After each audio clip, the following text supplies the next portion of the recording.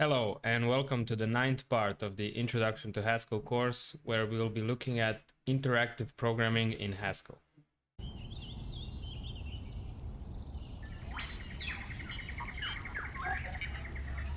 What is interactive programming?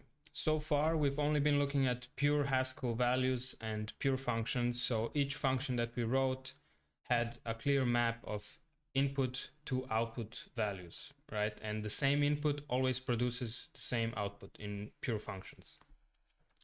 That being said, we have also been using an interactive program, which is the GHCI, the interpreter. So the interpreter constantly asks for input from us, the users, and we enter it through the keyboard. It shows up on the screen. The interpreter reads it, interprets it, and gives us back the result, again, prints it on the screen. So there are a couple of interactions going on in the program rather than just computing values, right? Of course, we need this sort of interactive programs to create useful programs today, because programs need to interact with many things.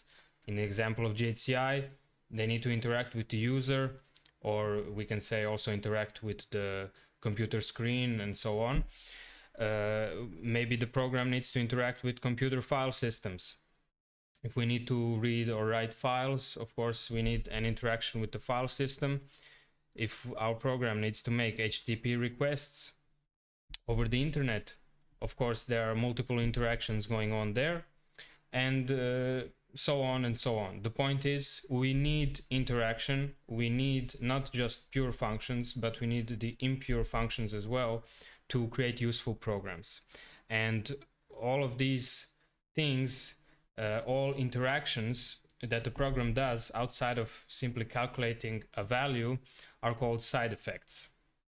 So side effects, for example, with GHCI, the input that we give it through the keyboard, that's a side effect. Reading input from the computer screen and printing output to the computer screen, those are side effects, but of course much needed. So the goal of this part is to explore how Haskell, a pure language, handles this sort of necessary impure world of side effects to create useful programs.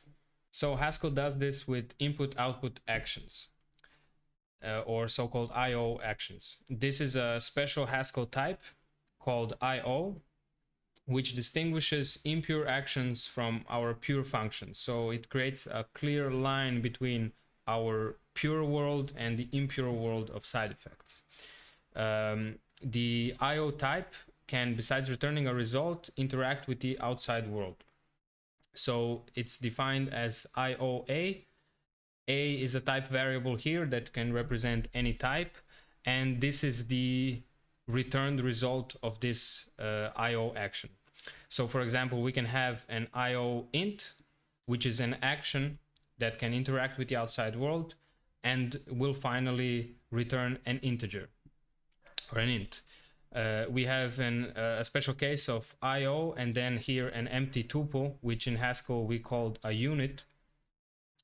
And this is an action that at the end produces an empty tuple, which is called a unit in Haskell. So we can look at some basic actions in Haskell that are defined in the language. For example, getChar is a type of IO char. So it's an action, IO action, that returns a character from the screen. It reads a character and returns it. We have also putChar, which takes in a char, which is a pure char, and gives back an action that returns a unit. So we take a character as the input to the function, and then we return an action.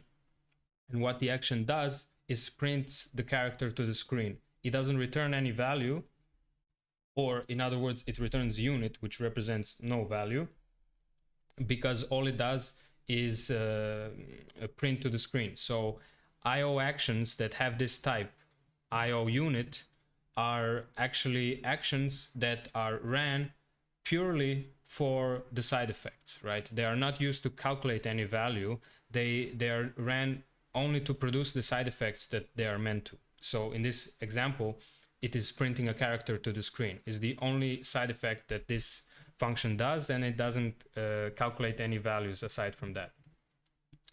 And then we have the return, which is an important function that returns a value as an action. So we have a pure value of type A, and it returns simply IOA. Return is sort of our one-way bridge to the impure world, right? If we have a pure function, if we have a pure value and we need to use it in an IO action in the impure world, we can make that pure value impure by using return, and then we can use that in the impure world as well. But it's a one-way bridge. So once we make a value impure, we cannot make an impure value pure again, right? So return only works in one way. Here we see some examples of the basic Haskell IO actions from the previous slide. We have, for example, the getChar function. When we evaluate it in GHCI, we will be asked for input, and if we enter 1, then getChar will read the 1 and print it as a char to the screen. getChar can also read control characters such as \n for a new line, and so here it prints a new line as well. That printing a new line is the result of putting this control character to the screen. We have putChar, which takes a pure value of char A and prints it to the screen. And we can also use putChar with control characters as well. Now we get to sequencing actions, because of course sometimes we want to perform multiple actions in a sequence to get to our final result. And we need to perform them in a specific order, for example. So we can use do notation for that, which is sort of like syntactic sugar, but we'll explore where do notation actually comes from in later videos. And for now, do notation combines multiple actions into a composite one, right? So the result of the do notation, which can have multiple actions, is finally one composite action that does them all together. The syntax goes like this. We have the keyword do, and then we have a value that is produced by action 1. So value 1 is produced by action 1. We can read this as do this thing. Okay, perform action 1 that will create value 1. Then perform action 2 that will create value 2, and then we can have a lot more actions, whatever we want. And finally, we have at the end, once you have performed everything, return value 1, value 2, or whatever. Okay, so that's the general syntax of the do notation. And we should understand that in this example here, return is just another action in the sequence. It's the final action in the sequence in this case, but we do not actually have to use it. Of course, we know that we can run actions purely for the side effects, so we don't need to return any value. But most commonly, we will have this sort of do some actions and return some value. This is the most common case.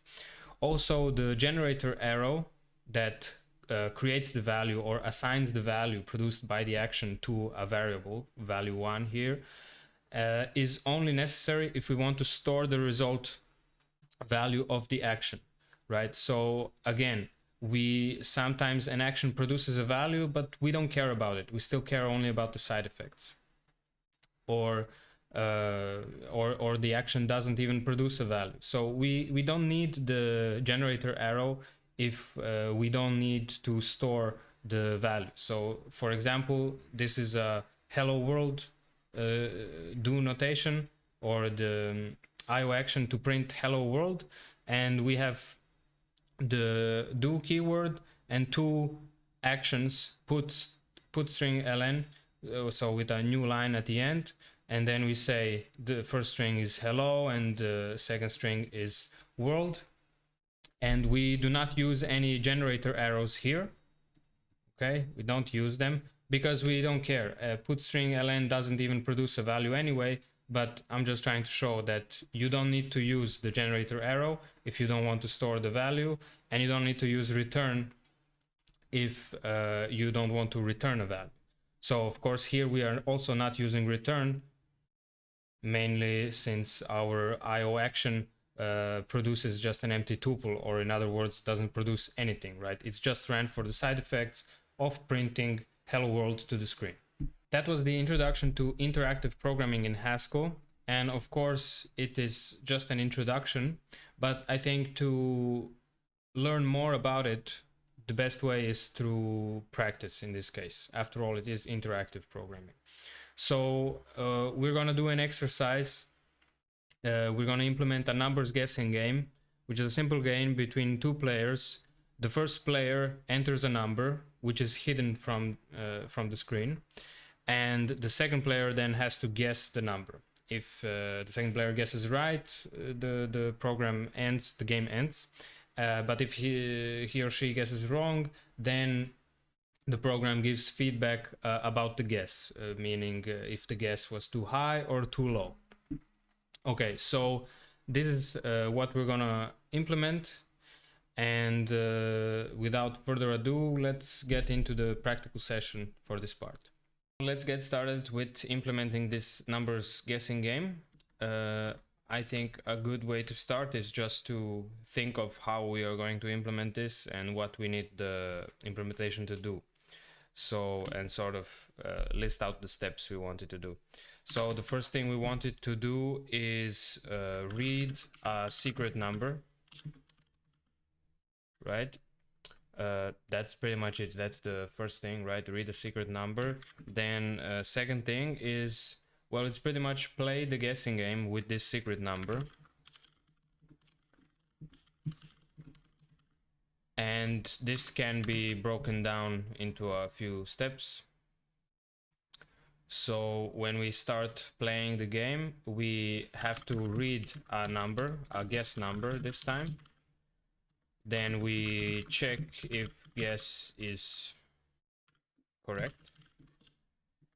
And finally, we either end the game if the guess is correct, or we replay with the same secret number and we ask for another guess. Pretty much go back to this step. I think that's everything written out. So let's have a play around with the IO, the basic IO actions that we're gonna need for this in GHCI first, and then start writing the actual module. For the basic IO actions that we're gonna need for this, it's pretty much get line, right? The get line asks for input, and then we enter an integer and we get back a string of our input. So get line returns a string. We're gonna need to convert it to an integer or read it as an integer. And we also have put string, and we can use ln for new line. So if we give it some string, it will print the string to the screen. And notice, so when it is printing to the screen, there is no quotes around it. It's just a print, while if it's returned as a string, there are quotes around it. Okay, I think those are the only two. Of course, we are talking about a secret number, so what we want to do is use getLine, but not make this input visible, right? So when we are, by default, when we are writing input or providing input, it is printed to the screen as we are providing it, as we are providing the line. So we want to disable that printing to the screen, and we just want to provide the input without getting feedback on the screen to what we are actually providing. So there is a library and functions to do this. It's in the system.io module, and there is a function called hSetEcho, which sets, so the echo or printing to the screen sets it either to true or to false. And then we also need std in standard input, because hset echo also takes in where to apply this echo boolean, true or false. So we want to apply it to the standard input, which is where which is the part of there's also like standard error and so on, but we just need the standard input because that's where we are setting our secret number from. So now that we have that, we can do hset echo and then standard input, and we want to set it to false. So if I do get line now, I'm gonna provide some input. I'm gonna say 1 2 3 again, and I typed it now, but it doesn't show. Okay, if I hit enter, it's printing 1 2 3, or it's returning 1 2 3. Okay, then if we want to see any input again, we need to set it back to true. So now if I do get line, I'm again getting feedback on the input. And okay, so that's how we can hide our secret number. And I think that's pretty much everything we need. So let's get started with writing this implementation. We can start with the main function, which we can call just guessing game.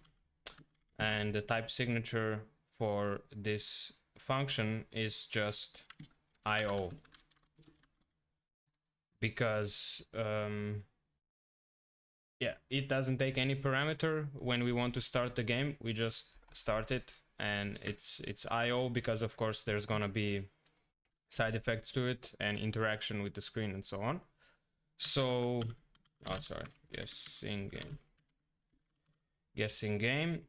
Okay, guessing game, we can write it on a very high level now because this is the main function. So we'll have a do block, and what we want to do is pretty much get a secret number.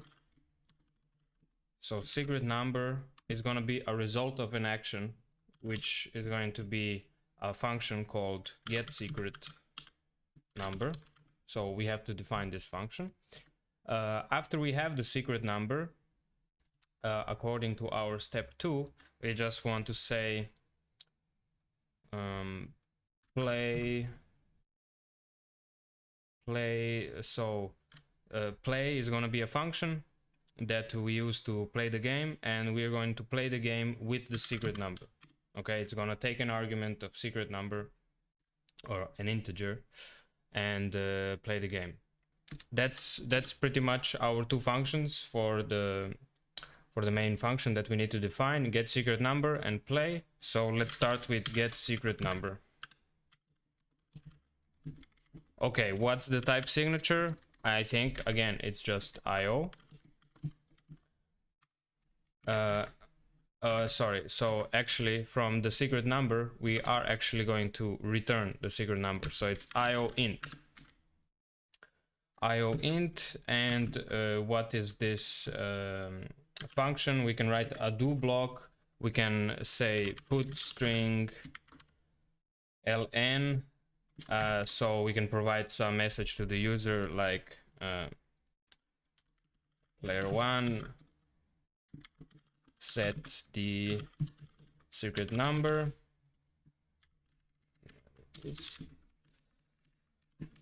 Okay, so we put string ln. Okay, so now because this is the get secret number, now we need to disable the echoing for the, I mean, what we want to do is the number is going to be something like, okay, get line won't work because it's a string. So we'll need actually another helper function because we want a get int, right? So it's gonna be, we're gonna get this number from get int, and we're going to return number. But when we do get this number, we want the echo disabled, right? So here we will say hset echo of standard input to false, and after we get the number we can set it back hset echo of standard input to true.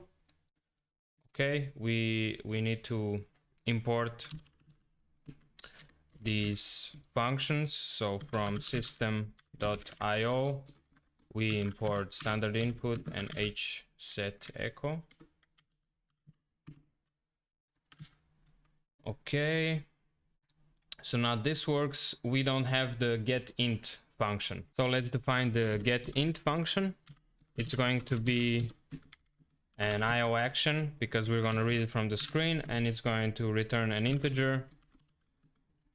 So what we can do is write another do block, and first we'll use the getLine function to get input, and you know getLine returns a string, right?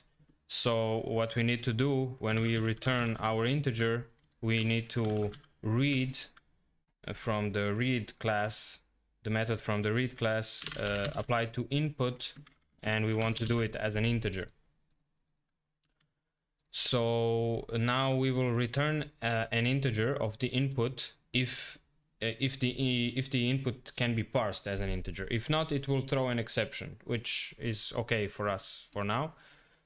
And okay, that's the getInt function. So we have everything for the getSecretNumber, and the only thing that's left to do is play. And play is going to be a function that accepts an integer, right? It accepts the secret number, and it's an IO action that returns a tuple. We're not going to return any value. We're just using it for the side effects of playing the game. So play, the argument is the secret number. And what we want this function to do is, again, a do block, so we can list our actions in order. First, we want to, like, how do we play? We read a guess number, check if it's correct, and then decide what to do, end the game or play again. So first we need to get int, get a guess. So we'll get a guess by using getInt, our helper function again. Before we do, we can put some message to the screen saying player 2 guess the number. Okay, so we get the guess, and now we need to check if the guess is correct or not. So we say we have an if statement. We can do it with a multi-way if, and we say if guess is the same as secret number, then all we want to do is put string ln that's correct. Congratulations. So since we are just doing one action in this case, we don't need a do block. It's just one action. We don't need it. But in the other ones we do. So next case, if guess is less than secret number. Now here we do want to do block, because what we want to do is first provide some feedback. Put string ln guess is too low, and after that we want to play the game again because the guess was incorrect, and we will use the same secret number to play the game. So we pretty much go back to the start of the function and ask for another input. Okay, the third option is if the guess is too high, and we can just use otherwise. And if the guess is too high, again, we need the do block. We need to put string to say that the guess is too high. And again, since it's wrong, we start the game again, or start the guessing part again. With this, this needs to go here, and okay. So I have the multi-way if activated here for this to work. Otherwise, we cannot use the multi-way if syntax. And I think that's it. We don't have any errors here in the IDE, so this seems like it could work. Let's see, we can load the session, and the game is called guessing game. So we just started guessing game. Okay, we are asked for a secret number. Now if I type something here, hopefully it doesn't show on the screen. So I typed a number. Okay, and now player 2 has to guess this number. Nobody knows what it is. So if I say 30, okay, the guess is too low. If I say 100, the guess is too high. If I say 54, then that's correct. Okay, and the game ends as well. So yeah, that's our guessing game. The other thing I mentioned is what if we play the guessing game, but let's say I do 54 again. But if I have an input that is not able to be parsed as an integer, let's say I typed some characters, and then if we try to read this as an integer, of course it's not possible. So we're gonna get an exception, and the program is gonna exit, which is fine for us now. We could do it could be like improved by having this getInt method try this get line, and then if it doesn't work, ask for the input again, and provide a message saying invalid input or something like that. But it's for the future. That's the end of this video, where we looked at interactive programming in Haskell. We covered the introduction to input-output actions and sequencing of those actions with the do notation, and we explored some basic IO actions available in Haskell. Thank you for watching, and see you in the next video.